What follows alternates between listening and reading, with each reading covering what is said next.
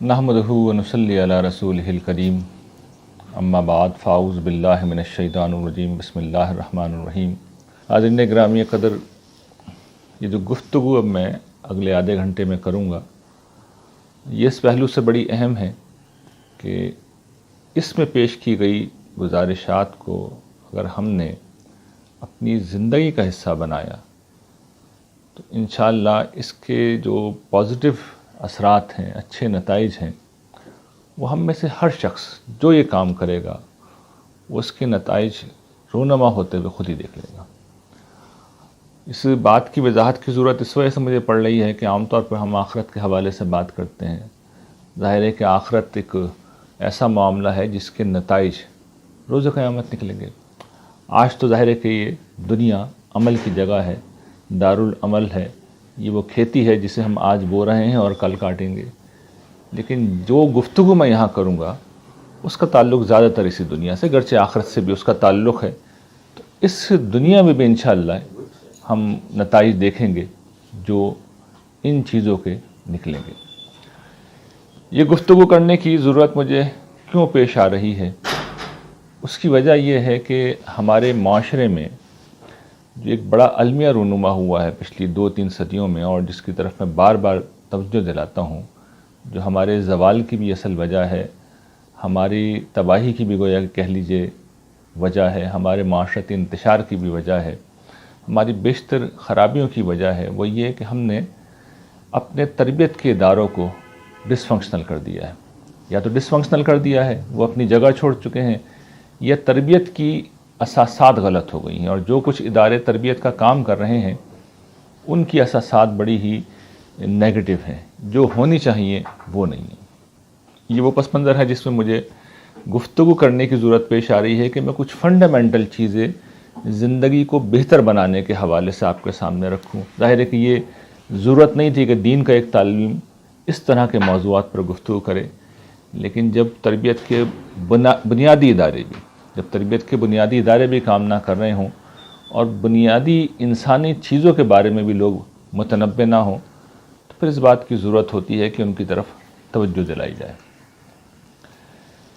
अच्छा, इसमें मैं चाहता हूँ आगे बढ़ने से पहले एक अहम मसले का ज़िक्र कर दूँ, और वो ये कि तरबियत का जो मैंने अर्ज़ किया कि इदारे जो काम कर रहे हैं उनकी असासात गलत हैं, मनफी हैं, उसमें से जो सबसे अफेक्टिव इदारा है उसका मैं ज़िक्र कर दूँ, इसलिए कि वो बिल्कुल उल्टी तरबियत कर रहा है। बास पहलुओं से बहुत मनफी तरबियत है जो हमारी हो रही है, और वो है मीडिया।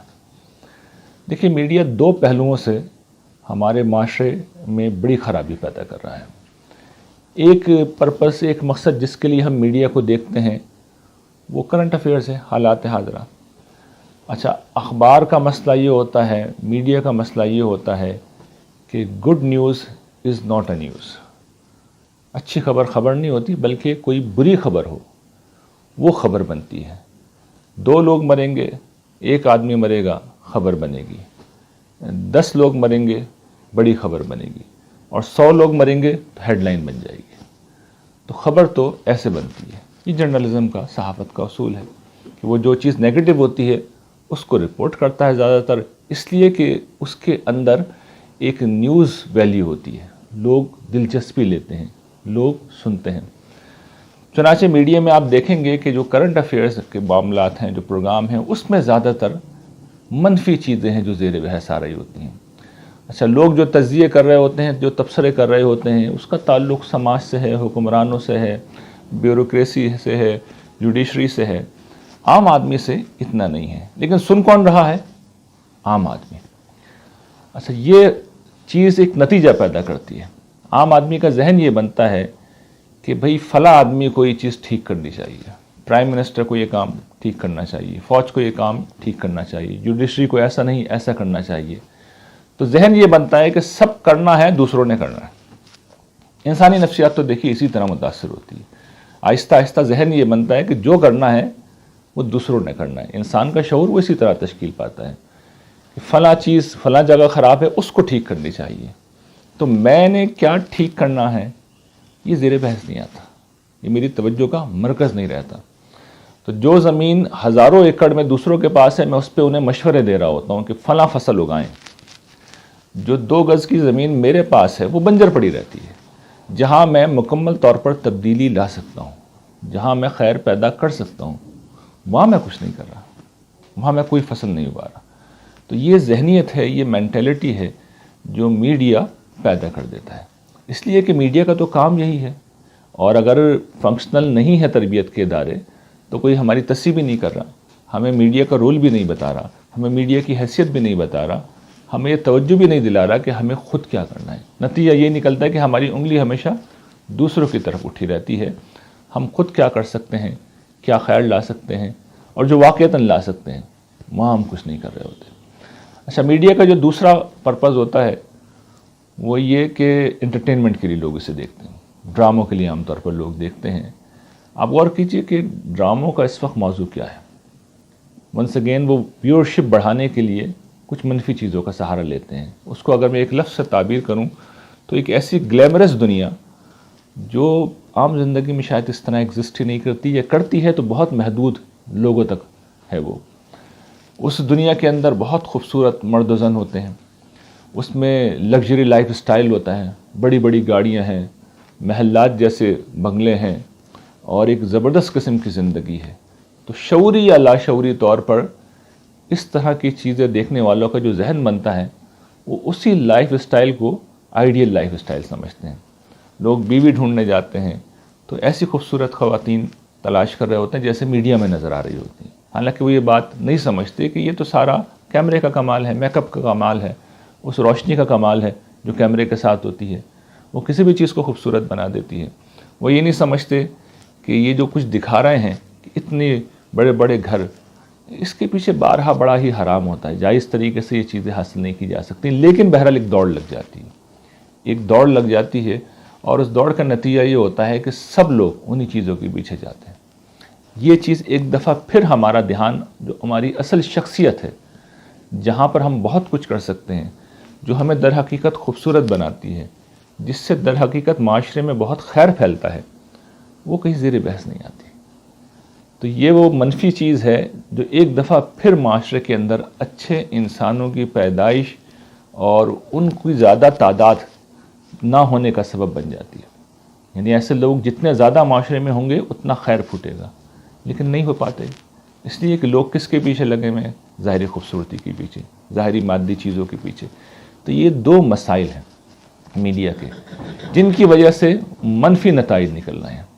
اچھا, اس کے بعد ہم آتے ہیں کہ ہمیں کیا کرنا ہے. یعنی وہ دنیا اپنی جگہ ہے, میڈیا کی دنیا, لیکن جو ہمارے ہاتھ میں دنیا ہے جہاں ہم مکمل طور پر تبدیلی لا سکتے ہیں وہ اپنی ذات ہے. اس میں بڑا حصہ یا بڑی جو کوشش کی جگہ ہے جہاں پر ہم بہت جدوجہد کر سکتے ہیں, نتائج پیدا کر سکتے ہیں, وہ ہمارا اپنا خاندان ہے. وہاں ہم بالعموم نہیں کر رہے ہوتے, لیکن وہاں ہمیں کام کرنا چاہیے. تو اس کام کا بنیادی اصول کیا ہے؟ دیکھیے, انسانی کام ہمیشہ منصوبہ بند کام ہوتا ہے. یہ حیوانی کام ہوتا ہے کہ جو بلا سوچے سمجھے آدمی طاقت کو استعمال کرتا رہتا ہے. یعنی میری والدہ ایک بات مجھے ہمیشہ کہتی ہیں, بیٹا جب گھر سے نکلو باہر تو جہاں جا رہے ہو تو ایک لمحے کے لیے رک کے سوچ لو کہ سب سے بہتر راستہ کون سا ہے. ایک سادہ سی نصیحت ہے, سادہ سی ہدایت ہے, لیکن آپ سوچئے اس کے اندر بڑی وزڈم ہے. اس کو اگر آپ پھیلا دیجئے تو خود زندگی کے بارے میں بھی شاید اس سے اچھی نصیحت کوئی نہیں ہو سکتی. ہم کہاں جا رہے ہیں پہلے ہمیں یہ سوچنا چاہیے نا, ہمارا ہدف کیا ہے, اور پھر اس ہدف تک پہنچنے کا سب سے زیادہ افیکٹو, سب سے زیادہ جلدی پہنچا دینے والا, سب سے کم مسائل کے ساتھ وہاں پہنچا دینے والا کون سا راستہ ہے. وہ راستہ جس میں کم سے کم مشکلات فیس کرتے ہوئے ہم اس منزل تک پہنچ جائیں. تو زندگی کے بارے میں بھی یہ بڑی جامع نصیحت ہے. منصوبہ بندی, ہماری جو دماغی صلاحیت کا استعمال ہے, ہمیں اسی قابل بناتی ہے کہ ہم ایک ایسا عمل کر سکیں جس میں منیمم ایفرٹ ہو اور بہتر سے بہتر اہداف ہم حاصل کر سکیں. اچھا, بہت سے لوگ مجھ سے یہ کہتے ہیں کہ یہ جو پلاننگ کرنا ہے, نہ بھی کہیں تو کم سے کم یہ سوچتے ہیں کہ یہ جو پلاننگ کرنا ہے یہ وقت کا ضیاع ہے. اور خاص طور پر جب میں توجہ دلاتا ہوں کہ بھائی پلاننگ زندگی کی بھی ہونی چاہیے, ہر سال بھی ہونی چاہیے, مہینے پہ بھی ہونی چاہیے, ہفتے بھی ہونی چاہیے, روزانہ بھی ہونی چاہتی ہے, روزانہ بھی ہونی چاہیے, تو وہ یہ کہتے ہیں کہ یہ تو وقت کا ضیاع ہے. تو میں یہ کہتا ہوں روزانہ اگر آپ 5-10 منٹ ضائع نہیں کریں گے پلاننگ میں تو وہ دن ضائع ہوگا. ہفتے میں 1 گھنٹہ نہیں لگائیں گے تو وہ ہفتہ ضائع ہوگا. اسی طریقے سے مہینہ اور سال بھی ضائع ہوگا اور یہاں تک کہ زندگی ضائع ہو جائے گی۔ اس لیے کہ اگر آپ سوچ سمجھ کے کام نہیں کریں گے تو ہو سکتا ہے آپ نے ہدف ہی ٹھیک نہ طے کیا ہو، آپ بغیر ہدف طے کیے دوڑتے چلے جا رہے ہیں، بھاگتے چلے جا رہے ہیں۔ زندگی کے بارے میں اگر کوئی ہدف طے نہیں کیا تو پوری زندگی اسی طرح گزر جائے گی۔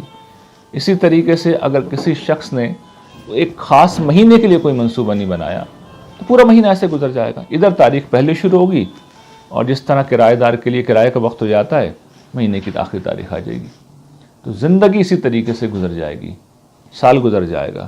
آپ شمار کر لیجئے زندگی کے کتنے ماہ و سال ہمارے اسی طرح گزر چکے ہیں۔ لیکن جن لوگوں کی زندگی کا ہدف ہوتا ہے، جو اپنے خاندان کا ہدف بناتے ہیں، جو اپنے اداروں کا ہدف بناتے ہیں، تو آپ دیکھیے کہ اس سال کے آخر میں بتا رہے ہوتے ہیں، وہ بتا سکتے ہیں کہ ہم نے یہ کچھ حاصل کیا ہے، یہاں ہم پہنچ گئے ہیں۔ تو منصوبہ بند عمل کی انسانی زندگی میں بڑی اہمیت ہے۔ جس کے پاس جتنا اچھا منصوبہ ہوگا وہ اتنا اچھے طریقے سے اپنے ہدف کی طرف بڑھ سکے گا۔ تو یہ گویا کہ ابھی تک تمہید تھی، اصل بات نسبتاً مختصر ہے، اس لیے کہ وہ کرنے کی چیزیں میں صرف توجہ دلاؤں گا، وہ اصل میں ہم سب کو کرنی ہے، اور وہ چند باتیں ہیں۔ اس میں سے پہلی بات یہ کہ دیکھیے اچھی زندگی جب ہم بولتے ہیں تو آدمی کو سوچنا چاہیے نا اس کا آغاز کہاں سے ہوگا، کیا چیز ہے جو زندگی کو اچھا بناتی ہے۔ تو میں ہمیشہ یہ سجیسٹ کرتا ہوں کہ دیکھیے اچھی صحت یہ اچھی زندگی کا پہلا مرحلہ ہے۔ عربی کا ایک محاورہ ہے جو میں اکثر دہراتا ہوں، ضرب المثل کہہ لیجئے، آپ قول کہہ لیجئے۔ عربی زبان میں کہتے ہیں کہ صحت وہ تاج ہے جسے پہن کر انسان بادشاہ بن جاتا ہے، لیکن یہ تاج صرف مریضوں کو نظر آتا ہے۔ یعنی انسان بادشاہ ہے اگر وہ سب کچھ کر سکتا ہے جو وہ کرنا چاہتا ہے، اور یہ سب اسی وقت ممکن ہے، یہ صرف اسی وقت ممکن ہے جب آپ کے پاس صحت ہو۔ اگر بیمار ہم بستر پر پڑے ہوئے ہیں، اٹھ نہیں سکتے، ہل نہیں سکتے، تو آپ اندازہ کیجئے کہ حوائج ضروریہ کے لیے بھی آدمی محتاج ہو جاتا ہے، بے کسی اس درجے میں پہنچ جاتی ہے۔ تو صحت کی یہ غیر معمولی ہماری زندگی میں اہمیت ہے، لیکن یہ وہ خزانہ ہے من جملہ اور خزانوں کے جو ہمیں چونکہ فری میں ملا ہوا ہے تو ہم اس کی قدر نہیں کرتے۔ لیکن یہ وہ ریت ہے زندگی کی طرح، عمر کی طرح، جو مٹھی سے غیر محسوس طریقے پہ نکلتی چلی جاتی ہے۔ 20-25 سال تک تو احساس ہی نہیں ہوتا، پتہ بھی نہیں چلتا کہ کمزوری کوئی چیز ہو سکتی ہے، ناتوانی کوئی چیز ہو سکتی ہے۔ جو موسمی چیزیں ہیں، نزلہ بخار ہے، وہ دیکھیے ہوتا رہتا ہے، لیکن یہ کہ جسم میں جو انرجی ہوتی ہے، جو توانائی ہوتی ہے، وہ کوئی امکان ہی پیدا نہیں کرتی کہ آدمی صحت کی طرف متوجہ ہو۔ لیکن در حقیقت ڈاؤن فال شروع ہو چکا ہوتا ہے، 20 سے آنورڈ ڈاؤن فال شروع ہوتا ہے، جو 40 میں جا کے پھر نمایاں ہونا شروع ہو جاتا ہے۔ خاص طور پہ ہمارے معاشرے میں جہاں سٹریسز بہت زیادہ ہیں، جہاں غذا میں بڑی ملاوٹ ہے، تو 40 سے آنورڈ یہ سارے مسائل نظر آنا شروع ہو جاتے ہیں۔ بعض اوقات جو وائٹل سائن ہیں، مثال کے طور پر بلڈ پریشر، وہاں مسئلے ہو جاتے ہیں، پتہ بھی نہیں چلتا ہمیں، کولیسٹرول بڑھتا چلا جاتا ہے۔ اسی طریقے سے وائٹامن ڈی کم ہونے سے ہڈیوں میں کمزوری اور تکلیف شروع ہو جاتی ہے۔ تو ہمارا مسئلہ یہ ہے کہ ہم عام طور پر درد کی شکل میں یا کوئی مسئلہ ہو پھر متنبع ہوتے ہیں، لیکن اچھی صحت کا بنیادی راز یہ ہے کہ آپ آج انویسٹ کیجئے، وہ کل کام آئے گا۔ جو نیکی کا اصول ہے وہی صحت کا اصول ہے۔ صحت میں ہمیشہ کل کے لیے آپ انویسٹ کرتے ہیں، کھانا آپ ہمیشہ آج کے لیے کھاتے ہیں، کھانا آج کے لیے کھاتے ہیں، لیکن جو صحت ہے اس کے لیے انویسٹمنٹ آپ کو ہمیشہ فیوچر میں کرنی ہے، اس کے نتائج ہمیشہ فیوچر میں نکلتے ہیں، اور اس میں احتیاط بھی ہمیشہ فیوچر کے پہلو سے، یعنی اس کا تقویٰ بھی، اس کی جو احتیاط ہیں وہ بھی فیوچر کے پہلو سے ہوتی ہیں، اور اس میں جو کوشش ہوتی ہے بہتر بنانے کی وہ بھی فیوچر کے پہلو سے۔ جو آپ اس عشرے میں کھائیں گے، جو احتیاط آپ اس عشرے میں کریں گے زندگی کے، اس کے نتائج اگلے عشرے میں نکل رہے ہوں گے۔ جو اس سال آپ کریں گے محنت، وہ اگلے سال نتائج دے گی، اور جو آپ آج کھا رہے ہیں، پیٹ تو بھر گیا اسی وقت، لیکن صحت کے اوپر اس کے نتائج اصل میں کل نکل رہے ہوں گے۔ تو اس میں چند موٹی موٹی باتیں ان کی طرف میں توجہ دلا رہا ہوں، وہ کوئی بھی اچھا آپ کو ڈاکٹر بتا دے گا، انٹرنیٹ پہ آپ کے سامنے وہ چیز آ جائے گی۔ میرا کام صرف یہ کہ اس کی اہمیت کی طرف اور خاص طور پر اس پہلو کی طرف توجہ دلاؤں کہ یہ سٹارٹنگ پوائنٹ ہے۔ جو کچھ چیزیں ہوتی ہیں، کولیسٹرول ہے، بلڈ پریشر ہے، اسی طریقے سے وائٹامن ڈی عام طور پہ بہت ڈیفیشنسی ہو جاتی ہے، یہ کچھ بنیادی چیزیں ہیں جن کے بارے میں آدمی کو ٹیسٹ کرا لینا چاہیے، اگر خاص طور پہ عمر 30-40 کے اراؤنڈ ہو چکی ہے، کیونکہ یہ چیزیں خاموشی سے پھر اس میں سے بعض چیزیں ہیں، بلڈ پریشر مثال کے طور پر سائلنٹ کلر کا کام کرتا ہے، سمٹم بعض لوگوں میں ظاہر ہی نہیں ہوتی، یہ بہت معمولی ہوتی ہیں اور یہ بڑا ڈیمیج ہے، بڑا نقصان ہے جو بعض اوقات پہنچا دیتی ہیں۔ اسی طریقے سے ہم کیا کرتے ہیں کہ جو بنیادی چیزیں ہیں وہ اپنی زندگی میں خراب کیے رکھتے ہیں۔ ہمارا لائف اسٹائل بڑا خراب ہے، نیند اس میں ہماری پوری نہیں ہوتی، سونے جاگنے کے اوقات ہمارے طے نہیں ہیں، وزن ہم میں سے بیشتر لوگ اس کو اس جگہ پہ نہیں رکھتے، یعنی اگر آپ اس معاملے میں چیک کرائیں جو معیارات ہیں تو پتہ چلے گا کہ کم سے کم ہمارے ملک میں تو شاید 99% لوگ جو ہیں وہ ان کا وزن کا معاملہ خراب ہے۔ جو 1% ٹھیک ہوتے ہیں وہ لوگ ہوتے ہیں جن کا نیچرلی اپنی جگہ پہ ہوتا ہے، تو اس میں بھی ان کا کوئی کارنامہ نہیں ہے۔ تو یہ ہم لوگوں کے ساتھ معاملہ ہے کہ ہم اس معاملے میں توجہ ہی نہیں کرتے، تو یہ بڑی اہم چیز ہوتی ہے۔ لائف اسٹائل میں ایکسرسائز ہے، اس میں متوازن بیلنس ڈائٹ ہے، بیلنس ڈائٹ بھی آپ لوگوں کو پتہ ہے اس میں ساری چیزیں ہونی چاہیے، اس میں پانی ہے، اس میں منرل ہے، اس کے اندر پروٹین ہے، کاربس اب کہتے ہیں ڈاکٹر کے کم سے کم ہونے چاہیے، اس میں گڈ فیٹس ہیں، فیٹس بھی گڈ اور بیڈ دونوں تقسیم ہے، تو گڈ فیٹس ہونے چاہیے۔ تو بیلنس ڈائٹ کہیں سے بھی آپ کو معلومات مل سکتی ہیں، لیکن یہ اصل میں کرنے کا کام ہے، یہ سٹارٹنگ پوائنٹ ہے، یہاں پہ آدمی کو کوشش کرنی چاہیے۔ اور میں توجہ دلاتا ہوں کہ جو آدمی اتنا بیوقوف ہے کہ اسے اپنی دنیا کا فائدہ نظر نہیں آ رہا، اپنی ذات کا اس پہلو سے فائدہ نظر نہیں آ رہا، اس کو آخرت کا فائدہ ہم کہاں سے بتائیں، کہاں سے سمجھائیں، اس لیے کہ وہ بھی تو فیوچر کا معاملہ ہے۔ تو آدمی آخرت کے لیے بھی وہی کوشش کرتا ہے جب وہ حساس ہو، تو یہ حساسیت اگر یہاں ظاہر نہیں ہو رہی تو وہاں ظاہر ہونا بھی آسان نہیں، تو یہ پہلی چیز ہے۔ اچھا، اس کے بعد جو ہماری اصل شخصیت ہے وہ تو ہمارا نفسیاتی وجود ہے۔ یہ نفسیاتی وجود دیکھیے، جس وقت ہم پیدا ہوتے ہیں تو ہم اپنے ماں باپ سے بہت کچھ لے کے آ رہے ہوتے ہیں، وراثت جس طریقے سے جسم میں آتی ہے، شکل میں آتی ہے، وہ مزاج اور عادات میں بھی آتی ہے۔ پھر اسی طریقے سے ہمارا اپنا ایک ماحول ہوتا ہے، ہم بچپن میں اپنے والدین سے، خاندان سے، اسکول سے، محلے سے بہت کچھ لے لیتے ہیں جو ہماری شخصیت کا حصہ بن جاتا ہے۔ 13, 14, 15 سال کی عمر کو جب ہم پہنچتے ہیں، اور اس عمر کو عام طور پر لوگ شباب کے حوالے سے پہچانتے ہیں، یہ شباب نہیں، یہ نفسیات کا بھی اصل میں آغاز ہے۔ نفسیاتی وجود انسان کا اس وقت پیدا ہو رہا ہوتا ہے، جس طرح 9 مہینے ماں کے پیٹ میں ہم پرورش پا کر پھر اس دنیا میں آتے ہیں، اسی طریقے سے 12, 13, 14, 15 سال ہم اپنے خاندان، اپنے ماحول میں پرورش پاتے ہیں اور پھر نفسیاتی طور پر پیدا ہوتے ہیں۔ اپنی نگاہوں سے ہم دنیا کو دیکھنا شروع کرتے ہیں، لیکن جو ہمیں بننا ہوتا ہے اس عرصے میں ہم بن چکے ہوتے ہیں، ہماری شخصیت کو جس شکل میں تشکیل پانا ہوتا ہے وہ پا چکی ہوتی ہے۔ یہ ہے مسئلہ، یعنی ہم جو بننا ہوتا ہے بن چکے ہوتے ہیں۔ جس طرح ماں کے پیٹ میں بچے نے جو بننا تھا وہ بن گیا، اب تو باہر آ کے آپ یہ بتائیں گے کہ بچہ ماں پہ گیا یا باپ پہ گیا۔ اسی طریقے سے انسان کا نفسیاتی وجود بھی تشکیل پا چکتا ہے۔ اچھا، وہ ایک پورا پیکیج ہوتا ہے، اس میں خوبیاں بھی ہو سکتی ہیں، اس میں خامیاں بھی ہو سکتی ہیں، اس میں اچھائیاں بھی ہو سکتی ہیں، اس میں برائیاں بھی ہو سکتی ہیں۔ تو اب یہ میرا کام ہے، یہ آپ کا کام ہے کہ ہم بیٹھیں اور جائزہ لیں کہ میرے پاس پیکیج کس قسم کا ہے۔ اس میں 2 چیزیں دیکھنے کی ہوتی ہیں، دیکھیں، ایک ہے شخصی خوبیاں اور شخصی خامیاں، اور دوسری ہیں اخلاقی خوبیاں اور اخلاقی خامیاں۔ شخصی خوبی خامی کی مثالیں کیا ہیں؟ مثال کے طور پر ایک شخص ہے جس میں جلد بازی کی عادت ہے، اب اس کا اخلاق سے کوئی تعلق نہیں، مذہب سے کوئی تعلق نہیں، لیکن اس کے نتائج مذہب میں بھی نکلتے ہیں۔ شخصی خوبیوں اور خامیوں کے نتائج الٹیمیٹلی نکلتے ہیں، لیکن اپنی ذات میں وہ کوئی اخلاقی یا مذہبی خامی خوبی نہیں ہوتی، لیکن اس کی مثال میں نے آپ کو دی کہ جلد بازی اور اس کے نتائج پر نکل جاتے ہیں۔ بولنا ہے، بعض لوگ بے تکان بولتے رہتے ہیں، تو اب بھی کوئی مذہب سے اس کا براہ راست تعلق نہیں ہے، لیکن اس کے پھر نتائج نکلتے ہیں، اخلاقی دنیا میں اس کے نتائج نکلتے ہیں۔ تو یہ شخصی خوبیاں خامیاں آدمی دیکھے کیا خوبی ہے جو ہونی چاہیے، جائزہ لے، دوسرے لوگوں میں کیا خوبیاں ہیں وہ مجھ میں ہونی چاہیے، کیا خامیاں ہیں جو میرے اندر ہیں، اس میں آدمی اپنے احتساب کرے۔ گھر والوں سے آدمی پوچھ سکتا ہے، اگر اچھی برداشت کی عادت ہے، صبر کی عادت ہے، تو تنقید کو حوصلے سے سننا چاہیے۔ تنقید لوگوں کی بہت کچھ بتا دیتی ہے کہ ہمارے اندر کیا کمزوری ہے، بجائے اس کے کہ ہم غصے میں آئیں تو ہم یہ دیکھیں گے کہ تنقید سے ہماری اپنی کمزوری کا کوئی نہ کوئی پہلو واضح ہو رہا ہوگا، اس کو دیکھیں، اس کی اصلاح کریں۔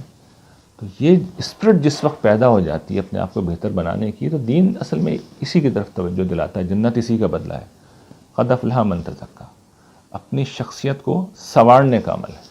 یعنی جیسے ہم کہیں پہ جاتے ہیں تو آپ نے غور کیا ہوگا ہم دو کام کر رہے ہوتے ہیں، ایک تطہیر، یعنی ہم غسل کرتے ہیں، ہم نہاتے ہیں، ہم ہاتھ منہ دھوتے ہیں، یہ پاکیزہ کرنے کا عمل ہے۔ یہ کپڑے پہنتے ہیں تو کپڑے دھوتے ہیں، داغ دھبے دور کرنے کا عمل ہے۔ اور دوسرا پھر اس کے اندر بہتری لاتے ہیں، خوبصورت لاتے ہیں، کپڑوں کو استری کرتے ہیں، پرفیوم لگاتے ہیں۔ اسی طریقے سے ہم اپنے بال وہ پہ کنگھا کرتے ہیں، خواتین ہوتی ہیں تو پورا میک اپ ہی کرتی ہیں۔ تو یہ کیا اپنے آپ کو بیوٹیفائی کرنے کا عمل، تزکیہ اصل میں اسی چیز کا نام ہے۔ یہ تزکیہ کہاں ہونا چاہیے؟ اصلاً شخصیت میں ہو رہا ہوتا ہے۔ اس عمل کو مذہب کی اصطلاح میں تزکیہ نفس کہتے ہیں، عام زبان میں وہ کیا ہے میں یہ بتا رہا ہوں آپ کے سامنے، شخصی خوبیاں خامیاں اور اخلاقی خوبیاں و خامیاں، ان کو اپنے اندر جو چیزیں اچھی ہیں ہونے والی ان کو لانا ہے، جو نیگیٹو چیزیں ہیں ان کو نکال کر پھینکنا ہے۔ یہ کرنے کا بہت بڑا کام ہے، بہت بڑا میدان ہے۔ پھر اس میں ایک اور اگلا پہلو ہے، اور وہ یہ کہ دیکھیے انسان اس دنیا میں جو آیا ہے اس کا اصل مقصد رب سے ایک زندہ تعلق قائم کرنا ہے۔ اللہ تعالیٰ قرآن مجید میں کہتے ہیں نا سورہ زاریات کے اندر، وما خلقت الجن والانس الا لیعبدون، خدا کی بندگی کرنی ہے۔ تو خدا سے ایک زندہ تعلق پیدا کرنا یہ اچھی شخصیت کا ایک لازمی خاصہ ہے۔ وہ ساری چیزیں ہوں، خارج میں کالا انسان ہو، خدا نہیں ہے اگر زندگی میں تو پھر کسی چیز کا کوئی فائدہ نہیں ہے۔ تو اس پہلو سے بھی دیکھنا چاہیے کہ میرا اپنے رب کے ساتھ کتنا زندہ تعلق ہے، جو اعلیٰ اخلاقی خصوصیات ہیں۔ اس پر میں نے ایک پورا کورس کرایا، قرآن کا ربانی انسان، جس میں قرآن مجید کی روشنی میں یہ بتایا ہے کہ وہ 8 اساسات کیا ہیں جو اللہ تعالیٰ خود بتاتے ہیں، ان کے حوالے سے تم مجھ سے متعلق ہو۔ پھر عبادات کا اس میں بڑا رول ہے، عبادات کو ان کی روح کے ساتھ ادا کیا جائے۔ قرآن مجید کی تلاوت کا اس میں بڑا رول ہے۔ رسول اللہ صلی اللہ علیہ وسلم جو دعائیں پڑھتے تھے ان کا اس معاملے میں بڑا رول ہے۔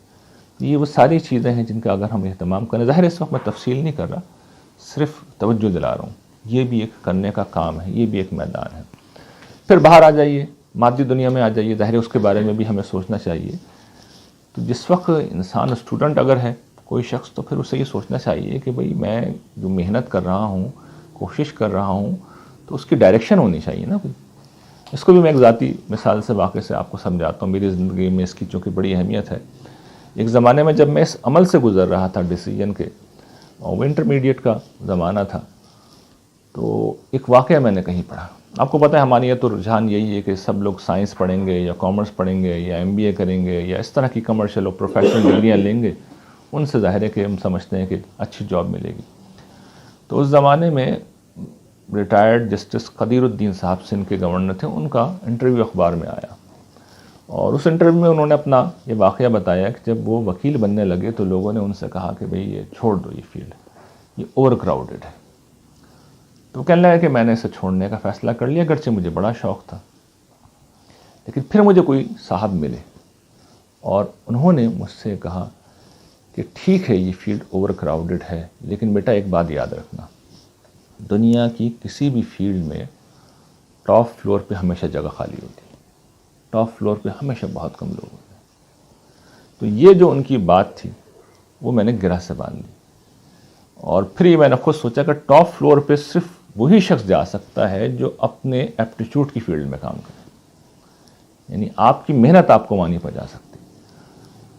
ٹاپ فلور پہ جانے کے لیے کسی بھی فیلڈ کی، آپ ٹاپ میں پہنچنا چاہتے ہیں، ٹاپ فلور پہ پہنچنا چاہتے ہیں، تو اس کے لیے شرط یہ ہے کہ آپ کی ایپٹیچیوڈ کی وہ فیلڈ ہو، آپ کا شوق ہو، آپ کا ذوق ہو، محنت اس کے بعد آتی ہے۔ چنانچہ یہ وہ بنیاد ہے جس پہ پھر میں نے یہ جو بڑے عوامل تھے اس میں سے ایک یہ بھی تھا کہ علوم اسلامیہ کو میں پڑھوں گا۔ تو ہمیشہ اسٹوڈنٹ کو یہ دیکھنا چاہیے۔ اسی طریقے سے جو لوگ جاب کر رہے ہوں وہ ہمیشہ یہ دیکھتے ہیں کہ پیسے کہاں زیادہ مل رہے ہیں، یہ نہیں دیکھتے کہ سیٹسفیکشن کہاں پہ زیادہ مل رہی ہے۔ یہ ایک بڑا اہم پہلو ہوتا ہے، اس کو بھی ہمیشہ ملحوظ رکھنا چاہیے۔ کاروبار میں نیچرلی گروتھ اس کا حصہ ہوتی ہے، لیکن اس گروتھ کا کیا فائدہ ہے جو آپ سے آپ کی زندگی لے لے، آپ کی صحت لے لے، آپ کا سکون لے لے۔ یہ ساری چیزیں انسانوں کو دیکھنی چاہیے.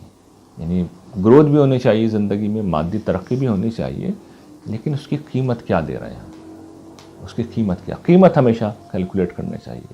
دیکھیے مسئلہ حل قیمت پہ حل کرنا، کامیابی ہر قیمت پر حاصل کرنا، یہ کوئی چیز نہیں ہے، بلکہ یہ کم سے کم قیمت پہ حاصل کی جاتی ہے. ان سارے پہلوؤں سے ہمیں اپنے آپ کو بہتر بنانا ہے. اور میں اس کو سمرائز کر کے صرف یہ کہوں گا کہ یہ جو ایک مشہور جملہ ہوتا ہے نا، جو آپ وہ کہانیوں میں سنتے ہیں، ناولوں میں سنتے ہیں کہ مجھے میری کمزوریوں کے ساتھ قبول کرو، میں جیسا ہوں مجھے ویسا قبول کرو. تو یہ جملہ کسی جانور کو تو سوٹ کرتا ہے جس کو آپ اپنے گھر میں لا رہے ہو. آپ نے بکری لا کے گھر میں پالی ہے، وہ میں کرے گی، آپ کو اس کی کمزوری کے ساتھ اسے قبول کرنا ہے. آپ نے مرغا لا کے گھر میں پالا ہے تو وہ بانگ دے گا 4 بجے. کتے کو آپ نے گھر میں رکھا ہے تو وہ بھونکے گا. تو اس کو اس کی کمزوری کے ساتھ قبول کیا جا سکتا ہے. انسان یہ جملہ نکالتے ہوئے زبان سے اچھے نہیں لگتے، اس لیے کہ انسان اپنی کمزوریوں کو دور کر سکتا ہے. تو انہیں یہ جملہ زبان سے نہیں نکالنا چاہیے، بلکہ ہر انسان کا یہ عزم ہونا چاہیے کہ اسے اپنے آپ کو بہتر بنانا ہے. یہ تو اسے ہر حال میں کرنا ہے. لیکن ایک آخری چیز جو میں عرض کر رہا ہوں کہ جن لوگوں کے ساتھ ہم زندگی گزارتے ہیں، خاص طور پر جن کی ذمہ داری ہمارے اوپر ہے، بیوی، بچے یا شوہر، تو ان کے حوالے سے بھی ہمیں غیر متعلق نہیں ہونا چاہیے. یعنی یوں نہیں ہونا چاہیے کہ ہمیں کوئی پرواہ نہیں ہے، خاص طور پر بچوں کے حوالے سے. اور ہم یہ سمجھتے ہیں، دیکھیے بچوں کے معاملے میں ہم کیا کرتے ہیں، ہم صرف 2 ہی موقع پہ بچوں سے بات کرتے ہیں. ہم جب حکم دینا ہو تب بات کرتے ہیں، جب ڈانٹنا ہو تب بات کرتے ہیں. بچوں سے اصل میں کمیونیکیشن ہونی چاہیے. کمیونیکیشن اس سے جدا چیز ہوتی ہے. کمیونیکیشن اصل میں اس بات کا نام ہے کہ آپ ان سے ان کی انٹرسٹ کی چیزوں کی بات کر رہے ہیں اور ان کی سطح پہ آ کے بات کر رہے ہیں. وہیں سے پھر آپ اپنی بات کہہ سکیں گے ان سے. تو یہ چیز ہمیشہ ملحوظ رکھنی چاہیے. یہی معاملہ بیوی یا شوہر کے معاملے میں بھی ہونا چاہیے کہ ان کی سطح پہ آ کے ہمیشہ بات کیجیے، ان کی انٹرسٹ کی جگہوں پہ آ کے ان سے بات کیجیے. وہاں سے پھر آپ اپنی بات ان سے کہہ سکیں گے. کمیونیکیشن اپنی سطح پہ نہیں ہوتی، اپنی سطح پہ تو صرف حکم دیا جاتا ہے. کمیونیکیشن اصل میں دوسری کی سطح پہ اترنے کا نام ہے. تو یہ وہ ساری چیزیں ہیں جو اپنے حوالے سے اگر ضروری ہیں تو یہ بیوی بچوں میں بھی ہونا چاہیے. صحت ان کا مسئلہ بھی ہے، شخصیت کو بہتر بنانا ان کا مسئلہ بھی ہے، خدا سے تعلق ان کا مسئلہ بھی ہے، مادی زندگی کے اہداف ان کا مسئلہ بھی ہے. تو یہ سب کچھ انہیں بھی کنوے کرنا ہے، لیکن یہ ان کو ان کی سطح پہ آ کے کنوے کرنا ہوگا. تو یہ وہ چند گزارشات تھیں جو مختصر وقت میں مجھے آپ کے سامنے کرنی تھی. اور میں نے جیسا کہ شروع میں عرض کیا تھا کہ اگر ان کو آپ اختیار کریں گے تو پھر اس کے نتائج انشاءاللہ اس دنیا میں نکلتے ہوئے دیکھیں گے. وآخر دعوانا الحمدللہ رب العالمین.